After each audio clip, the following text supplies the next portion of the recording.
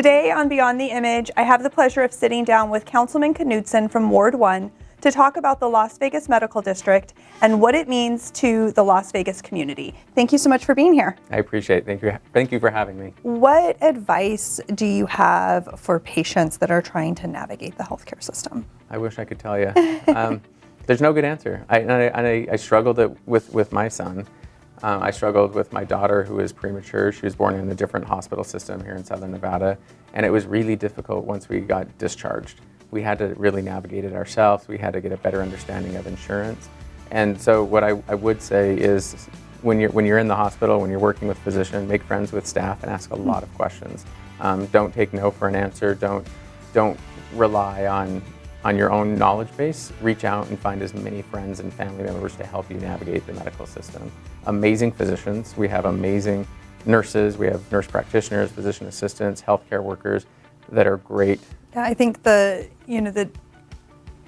bottom line from a lot of physicians is that they are proud of the healthcare that is available in Southern Nevada and feel like the bad rap is not deserving anymore. There's, like you mentioned, really great practicing physicians. And so giving them, a place to call home and to see the city behind it, I'm sure makes them really happy to see that the city cares. And the doctors here, the nurses here, they're educated, they're smart, they're trained, they're experienced.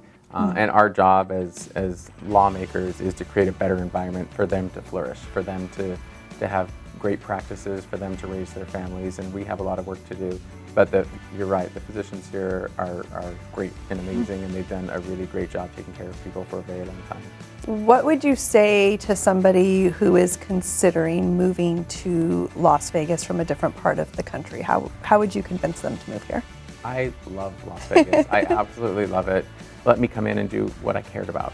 And so for anybody that wants to move here, I would say this is the place where you can do anything you want and be proud of it. And I love Las Vegas, absolutely love it for those reasons. So talk to me about what the city has planned as far as future investments into the medical district. There's already obviously been a lot of money that's been put in there, but what do you anticipate happening moving forward? So once the dust settles, right now there's a lot of dust, there's a lot of cones. I'm really excited for those to kind of go away. I'll start with the small project. So on Rancho and Oki, which is just about a 2 miles away from UMC, there's a vacant lot there now. At the end of this year, there'll be a dog park. It'll be called the Rancho Oki Dog Park. There'll be a 15-foot dog sculpture of a Scotty, because in that neighborhood it's the Scotch 80s. I'm very excited about that. On Wellness Way and Martin Luther King, there'll be a gateway arch coming into the medical district. That's a big public art investment. There'll be something similar on Rancho and Palomino. I've coordinated with the Neon Museum across from UMC. We'll have a neon sign that it's the free, tender and free love and free aspirin. That's from the olden days back in the day of Las Vegas, and that'll be refurbished and brought into the medical district.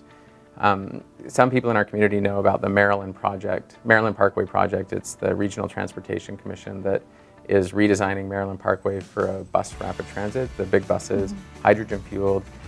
That will end and start in the medical district, and so we'll start to see significantly more mass transit projects within the medical district. Amazing. Thank you so much for your time today. Thank you very much. This has been great and super fun. Thank you.